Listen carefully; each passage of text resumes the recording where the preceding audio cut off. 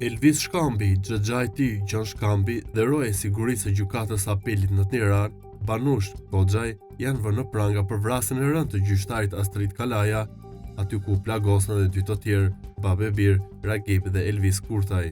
30 vjeçari Elvis Shkambi qelloi me armë zjarri 3 herë ndaj gjyqtarit Kalaja pasi lexoi vendimin kundër xhaxhait të tij për godinën e ish shkollës së rezervave në Lajgjen, Skanderbeg, që ai pretendon se është pronë e tij dhe ku jetojnë 31 familje që prej vitit 1992. Kurtaj kishte paditur zyrën për barimore në Shkodër kundër vendimit për të liruar pronën që Shkambi thotë se është trashëguar.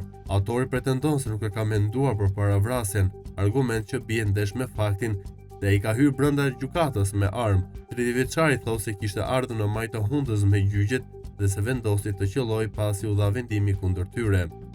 Kishte ardhur në maj të hundës me gjyqjet. Dëgjova që mori vendim në favor të palës tjetër. Nuk e ka menduar përpara vrasjen, por aty më mbush mendja për ta vrarë, u dha vendimi kundër nesh, mësohet të këthën 30 vjeçar sipas mediave. Policia thosë se gjatë kohës që Elvis dhe Gjon Shkambi kanë kaluar nga pajisja e detektorit rreth orës 13:42, ekrani ka sinjalizuar një dritë të kuqe prezencën e metaleve, por punojësi i sigurisë Banush Koxhaj ka qëndruar i ulur në karrike dhe nuk i ka kontrolluar. Pasi e vrau gjyqtarin, 30 vjeçari ka dalë nga salla e gjyqit dhe ka drejtuar armën një punojësi gjyqësor që ndodhi në një tjetër sallë. Pasi ka dalë në obor, është prangosur nga policia. Ndaj të riut rëndojnë 3 akuza.